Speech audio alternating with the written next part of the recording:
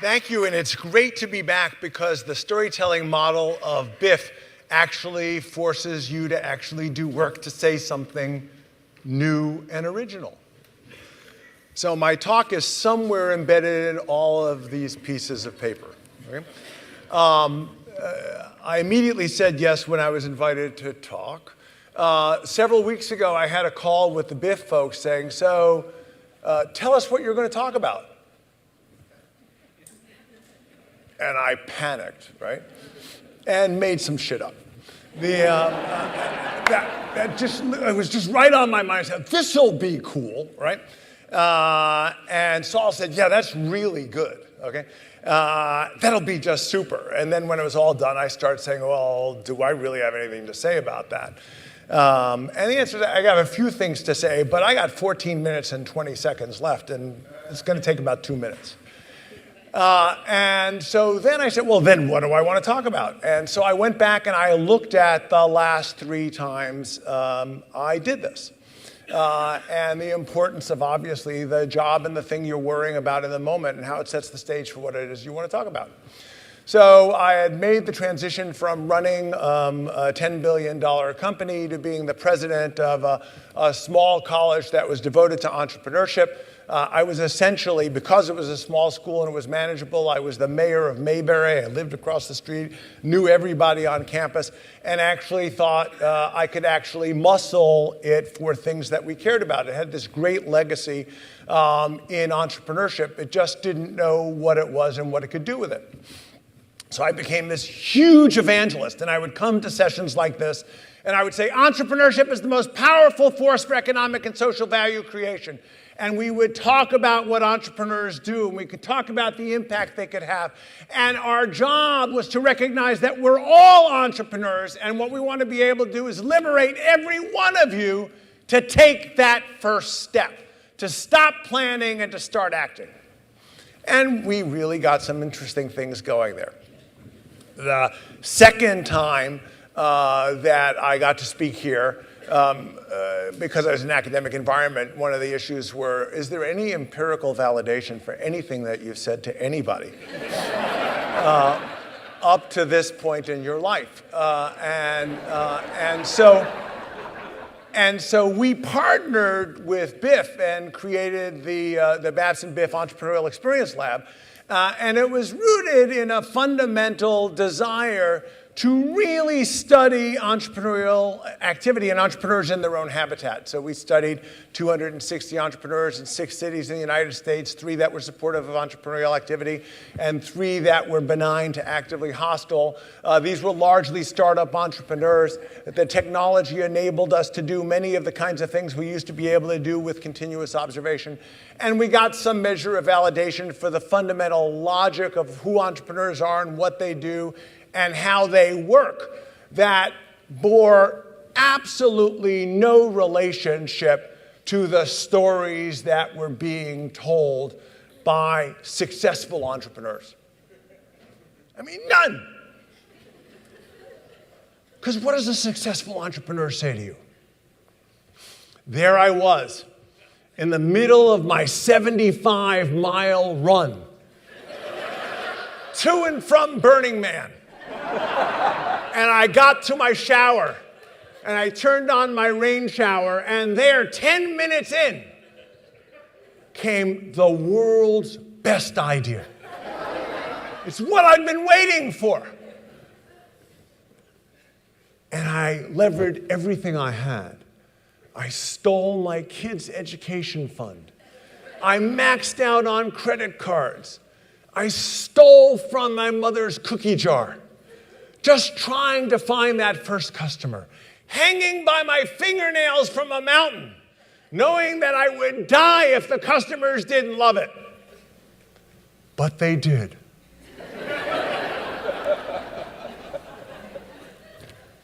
And I'm a great success.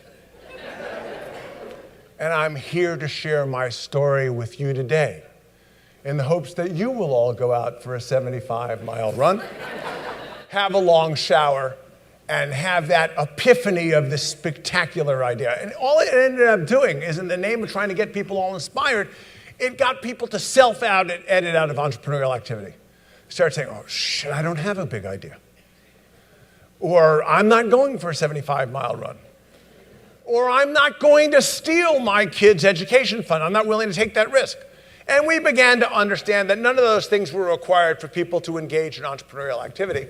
And we really kind of fueled a movement of people really trying to get them to engage in ways that respected who they were, and where they found themselves. Then the last time I spoke here, I started talking about entrepreneurs inside large organizations. Again, a study we did with BIF and the Experience Lab. And what we discovered was this truly was a depressed lot. These are people systematically working on the process of trying to make change in large organizations. And by and large, they weren't having a lot of fun. Quelle surprise. They also didn't have a lot of friends.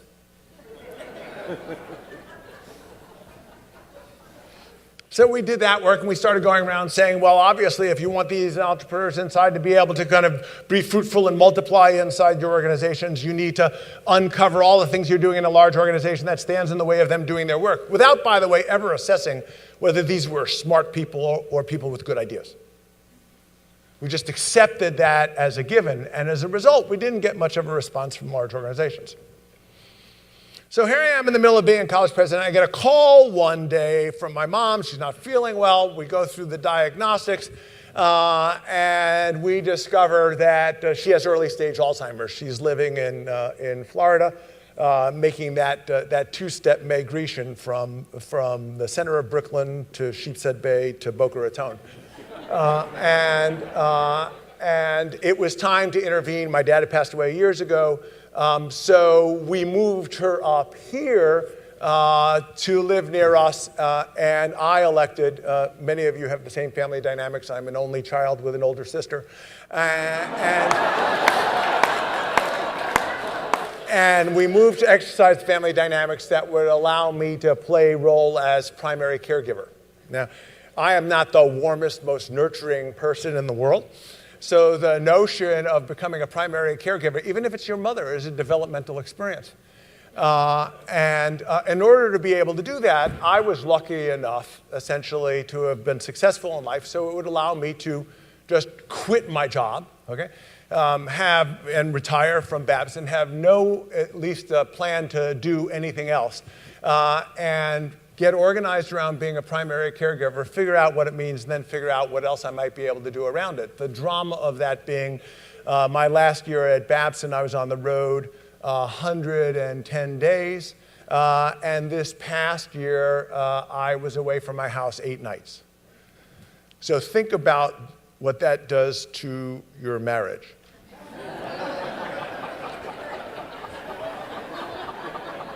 You have a spouse who experiences the joy of you not being around 1 out of every 3 nights,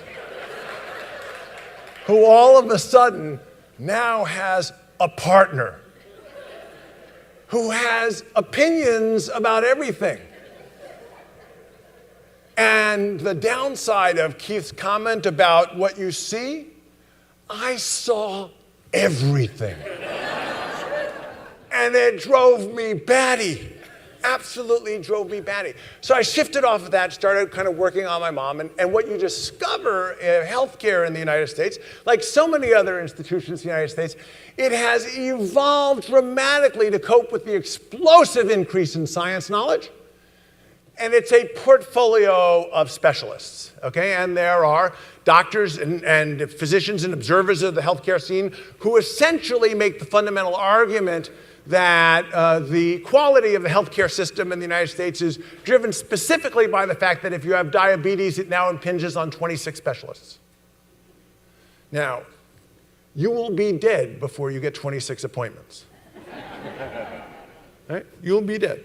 If you have heart disease, 16 different specialties, we have all of this.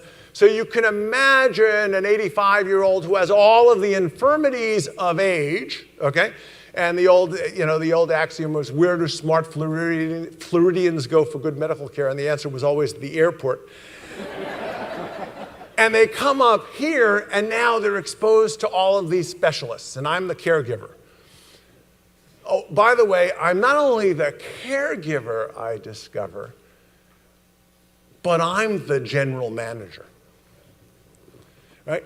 I'm the only person who knows everything about my mother, because it's not all in the electronic medical records, and they don't read them anyway.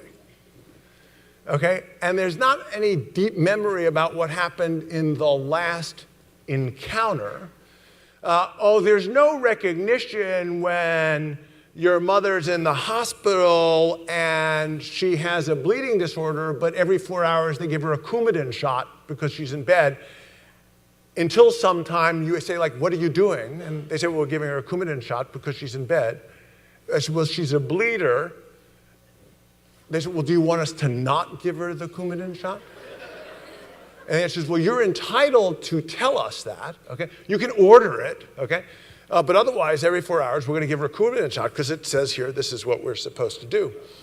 And she's in an extraordinary facility getting extraordinary care, and I get to see what extraordinary care looks like in terms of the 24-hour care, but linked up to a healthcare system which is loaded with specialists, represents a huge commitment of resources in this country, and is so fundamentally broken that many of us say it can't be fixed. So I take a job at the Harvard Business School. It's the only place that would give me a job with no responsibilities. And it's a gift. I mean, it is absolutely a gift. And literally, all they want me to do is teach. Now, I used to teach there a long time ago, and I haven't taught for 17 years, right? But it's an opportunity to go in and teach MBAs again. And what do I discover?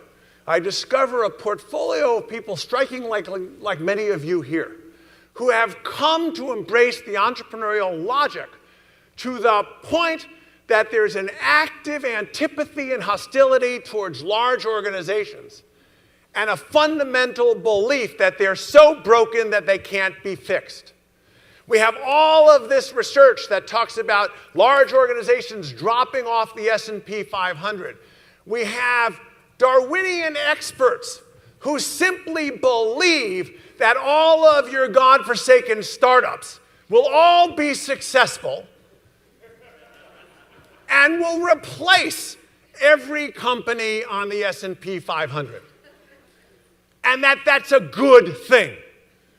It's just evolution. It is the most bastardized perspective on creative destruction I have ever heard or I've ever seen. So Keith says, you know what?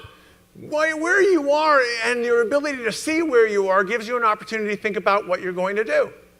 So the opportunity to be a caregiver for my mom has restored my fundamental curiosity and faith in the concept of general management. Anybody hazard a guess as the last time anybody has done serious research on general management?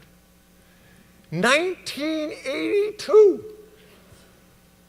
They were all men. They were all white. They worked for large companies that had international divisions, and they had big computer rooms and telephones. And the notion is some things have changed. Why don't we try and understand what general managers are doing in large organizations today? And what do people say? Why would you want to study what's going on in large organizations? They're dinosaurs. Well, I'm here to give you a sustainability speech. There are embedded customer relationships. There are embedded resources. There are embedded capabilities, okay? And to write off the large organization, to presume that the world will be a better place from a collection of self-organizing, loosely connected networks of self-interested individuals is the most egregious waste of resources imaginable.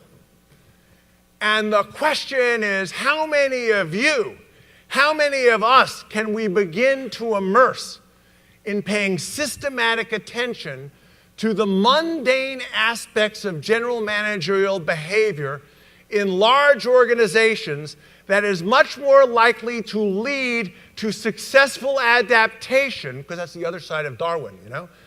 Darwin does talk about adaptation, not just destruction, okay? So we can study that successful adaptation pattern and lever the capabilities that already exist rather than writing them off. So now, after all of these years of celebrating nothing but small entrepreneurs trying to build enterprises, I recognize the probability of any one of your enterprises becoming the next Facebook is roughly as likely as the success of IBM adapting. So where am I going to spend my time and attention? I'm betting I can have more impact in a short period of time by putting a fundamental effort into the large organizations that are expressing a systematic interest in thinking about and learning about that adaptation process, and general managers who want to work on figuring out the managerial and organizational processes that are necessary to make that happen. So I show up at the Harvard Business School, a collection of specialists. There hasn't been a general management course in the required curriculum in 15 years. I discover all we do is we have a startup course, we have an entrepreneurial manager course. And now we have a boring, mundane elective course called General Management. To make it even more mundane, it's General Management : Processes and Actions. So people come around and say, well, what's it about? Well, it's about getting shit done in large organizations. Well, there's hope. A population of 930 second-year Harvard MBAs, most of whom have the same antipathy towards large organizations as many of you have. 400 of them have signed up the first time out. To begin to come to grips with understanding the power that exists in large organizations and the impact that they can have from transcending the specialist point of view and doing the mundane, boring, unglamorous work of the general manager who's responsible for integrating all of this complexity and advancing it, oftentimes without flash and oftentimes without credit. And coming off of this experience, we'll then go out with an experience lab kind of structure and really study these folks, understanding who they are, what they look like, and what they do, only 32 years after the last publication. So the next time you think about this, and Angela talked about large when you need it, and Keith talked about what you see depends on kind of where you're looking from it and what do you do with it. Think about what you might have, what you might know, and what you can do to powerfully impact a large organization. And then when you have some discretionary time, go read David Brooks' editorial from the New York Times yesterday, where he bemoans the fact that the world, like startups, disruptors, and rebels, creativity is honored more than administrative execution, and we now assume that big problems can be solved by swarms of small, loosely networked nonprofits and social entrepreneurs. We believe big hierarchical organizations are dinosaurs, and understand that at least one person here is trying to start an environmental movement to ensure that these embedded assets multiply and have the impact that can, in partnership with every one of your ventures, really change the world. Thanks.